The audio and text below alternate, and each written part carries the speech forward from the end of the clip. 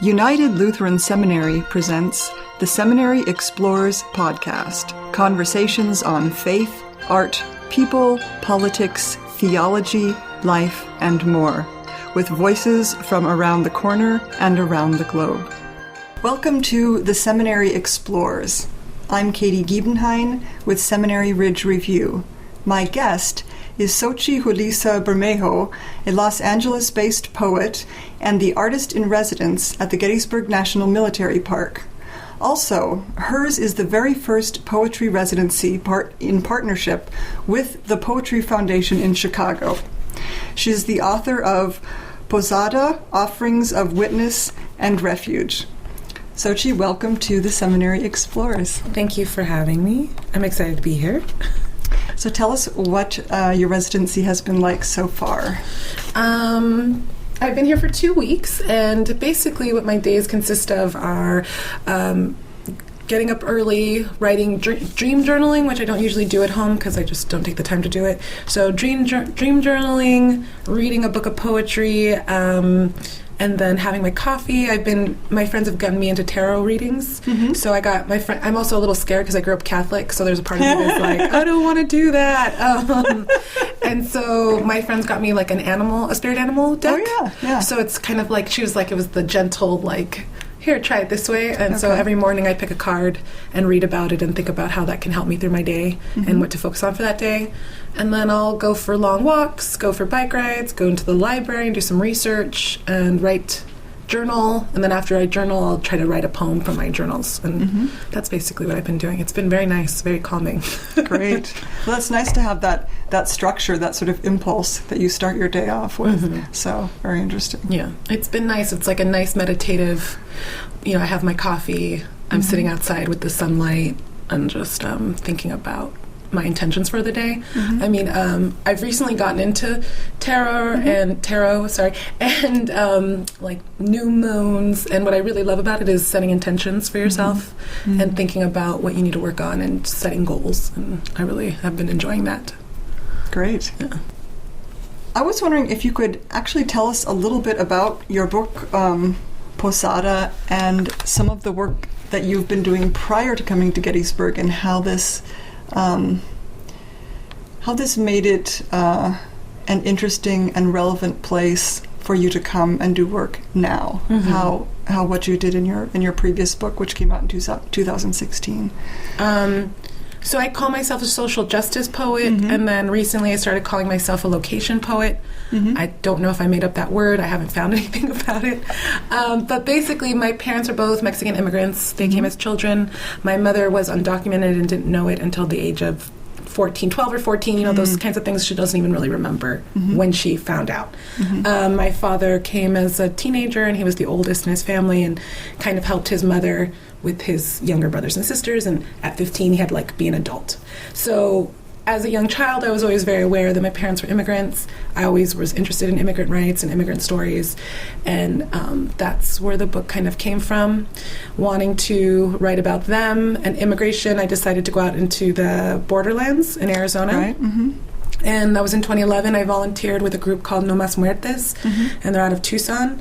And you go for 2 weeks at a time. I think maybe it's longer now, but when I went out for 2 weeks and camped along the border and went on daily patrols, hikes, putting out water gallons, being witness to Border Patrol abuses, and giving first aid. Those are the main things you do when you're out there. And so then when I came back, I started writing about those experiences, and then thinking about how that relates to my parents, and then thinking about how that relates to me living in Los Angeles. And that's where the book came from. Wow. And do you have a poem from that book that you could read? Sure. And then this poem is from when I was volunteering.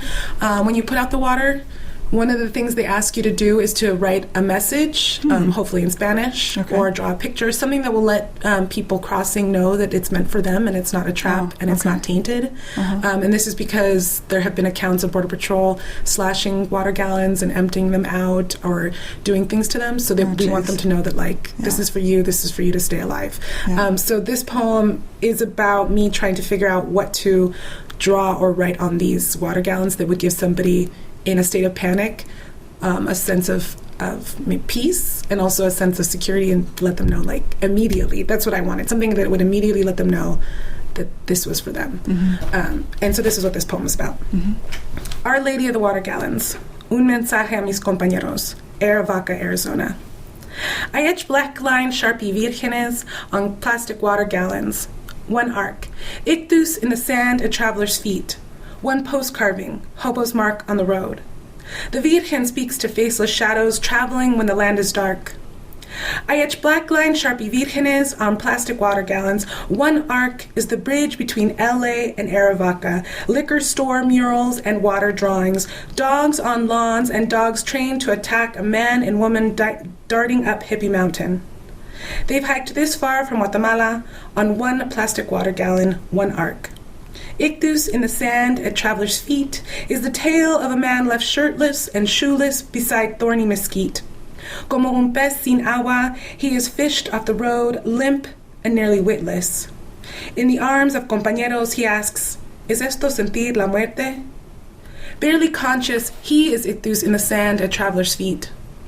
One post carving, Hobo's mark, would mark our angel food with a cross, but cross signs feel wrong to fingers wanting a symbol with less power, more loss, like desert flower blooms, or a growing belly beneath blue robes of water and gloss. I need one post carving, Hobo's mark.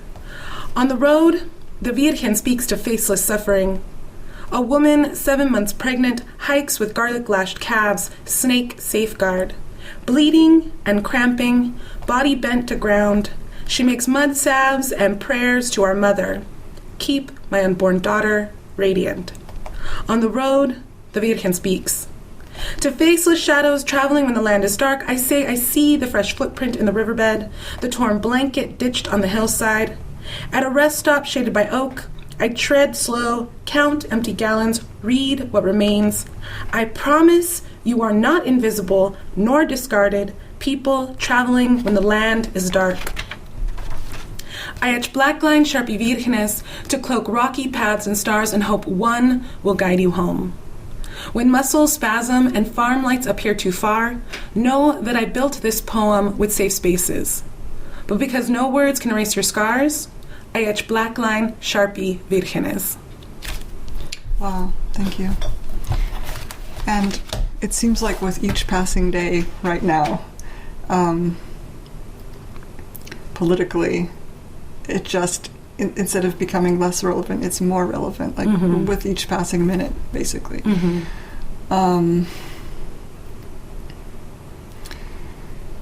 That's a beautiful poem, thank you. Thank you. Yeah. I mean, I just, one of my goals for the book was to just humanize these people that, like, and this was before, I was writing this. It got published in 2016, so I've been writing it since 2011. Sure. But it was, to humanize people who maybe we're not connected to and we don't feel a connection to, and also to make the wall and the border not an abstract, but more a reality, to, like, describe it and let people try to kind of be there within the poem and see it for themselves and realize that, no, there's really people suffering out here, and this is within our country, within our borders, there are people suffering and dying, so, and just trying to make that a little bit more close. Yeah, it's happening on our watch, right? I mean, we talk about things that happened in the past, and it's like, no, this is happening now, and this is us. Yeah. How have you found, so it's just 2 weeks that you've been here so far, but living on the battlefield and being aware of what transpired at Gettysburg and being aware of all of the things that you are in the Pacific time zone far from here, are there some observations or sort of surprises or connections that you've become aware of already, just as far as, you are a poet of location and space and place, and I'm wondering if this place and this space, if you've been picking up some echoes to other places and spaces that you've been. Just putting myself in uncomfortable places, especially a person of color. I mean, I walk around the park and the visitor center and even the town, and often I look around and I'm the only person of color. So that alone is uncomfortable, but I think I also kind of thrive, and I don't know if that's good or bad. I've just been thinking about myself and my own process, like, why do I want to put myself in these situations? Why did I want to go to the border? That was actually a very dangerous situation. Yeah. And so here I am again in not such a dangerous situation, but also I'm walking alone. Sometimes I think, what if I passed someone who doesn't like me for some reason, thinking about those things. And so just the discomfort is something I've noticed a lot. And at first it was like a funny discomfort with ghosts. Like, I'm living in this old house on a battlefield all by myself. Oh my gosh, there could be ghosts. And then that led to like real fears, like, oh, well, actually, there's a lot of things happening right now and our world's a little, turned around, and here I am alone, a woman, far away from home, and then in this space where I look around and there's no one else like me. So it's just, it's been interesting. Well, and one of the really fascinating things about the current residency that you're doing is you're not only part of the series of artists in the national parks, but this is a partnership that the Poetry Foundation, a literary organization that also publishes poetry, the magazine, that they have partnered in this case with this residency program in Gettysburg, and you will be doing some things beyond your time here, right? Do you want to say a little bit about that? I will be. I don't really know how this will all end up manifesting, but the idea is that I will be going to the Poetry Foundation offices in Chicago and doing a reading in Chicago. They would like me to do a reading in Washington, D.C., and then there's been some interest about doing a reading in London. Great. But when those are happening, I'm not quite sure yet, but I'm very excited. I mean, this is really like an exciting opportunity for me because Poetry Foundation is one of the biggest, if the biggest foundation within poetry. Poetry is not a big moneymaker or anything. Nope. There's not a lot of money in it, and there's not a lot of, notoriety in it. So it's really exciting to be partnered with probably the biggest organization within the poetry world in the United States. So I'm excited to see what's going to happen.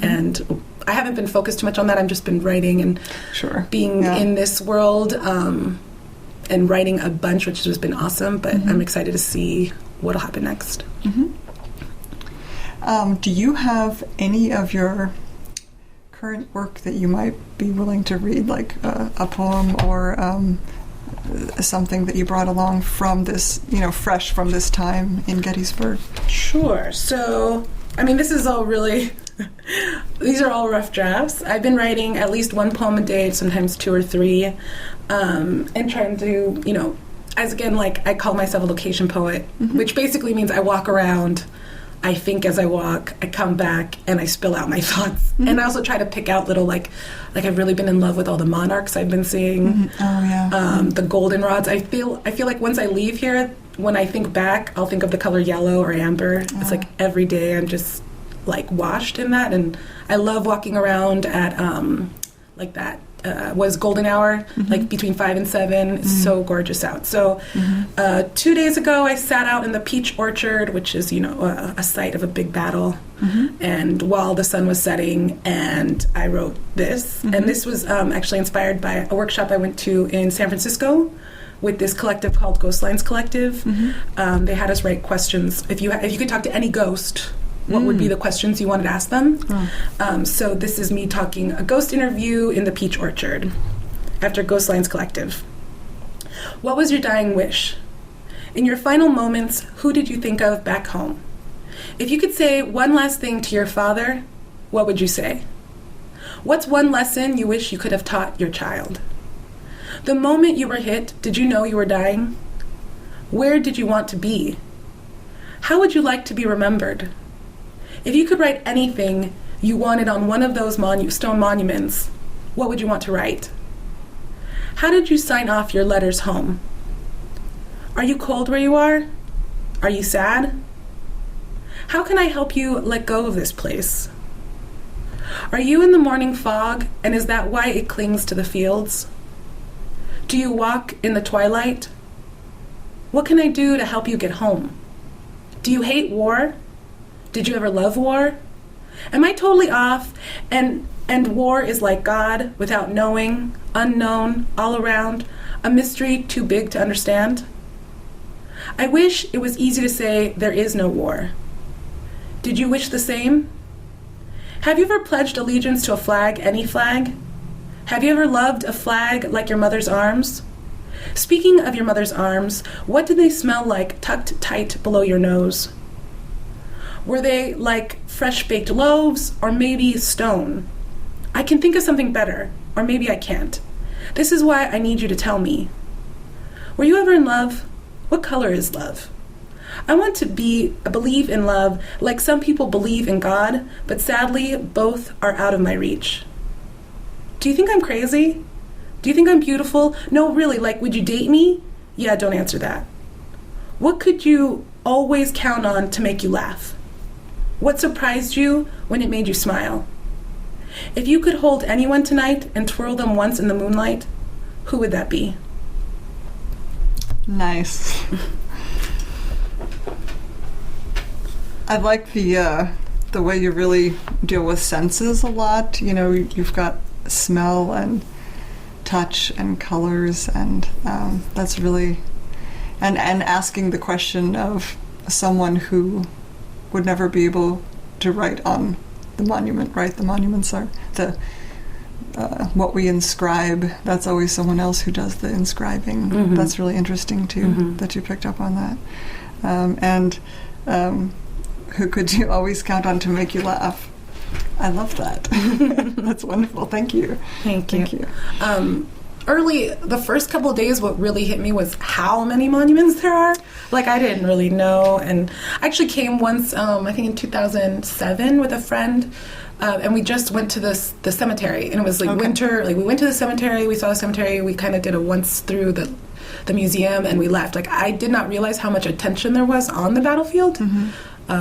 And so when I got here, just seeing like monument after monument after monument after monument, I was just like, what are these for? You know, I just, and so thinking of, and I don't feel the men there, mm-hmm. you know, I don't get a sense of an individual mm-hmm. from those. So that's what I was kind of thinking about. Mm-hmm. And what I've been thinking a lot of during this project is like, well, that's what I do, think about the individual and try to humanize something, right. You know.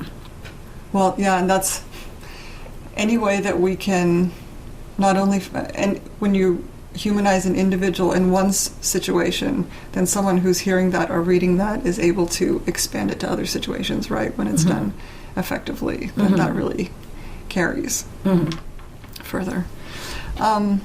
Is there anything, again, acknowledging that it's been a relatively short time that you've been here, but is there anything in particular that you sort of have seen or heard, besides the sheer number of monuments, that you thought, I really didn't expect that? Well, I mean, just like I got to talk to Tom Forsyth, a park ranger, and he's actually created the arts mm-hmm. residency. Mm-hmm. So like early on, I was kind of like, I don't know, woman on a mission. Yeah. And when I talked to him, I was like, what is this place about? And I was really surprised and happy, and was really thankful at how warm he was mm-hmm. and how giving he was and how open he was to all my questions. And so mm-hmm. that was a really wonderful experience, because the day before it's the only time I've been on the Confederacy side. It does make me uneasy. Sure. So the day before, being on the Confederacy side, I was just really like, I went to bed just with like knots in my stomach. Mm-hmm. And so it was really nice to be able to talk to him and get another perspective and like kind of like clean out all these negative feelings that I was having, and so that was good. And I think he's really shown a very very deep kind of hospitality to the artists who have come. He really cares about artists seeing the Gettysburg National Military Park, and mm-hmm. you know, and whatever they take from it or bring to it, he has a real commitment to that. So yeah, and that put me at ease too, because again, I was feeling all these negative feelings, and I'm like, I'm supposed to be here, I'm like a guest here, and I'm feeling negative, and so it was nice to hear him say, like, whatever you take from this, that's what you take, and just to have, he was just so warm, and he wanted to show me. The archives were awesome, I got to see Lincoln's hair. I could not get over that, but just how warm he was, and just open, and really allowed me to ask him like these crazy questions, and was okay with it. It was really nice. Great. Yeah. And good for you for asking the questions while you have a chance. Yeah. Right? Yeah. That's making the most of it. And he's someone that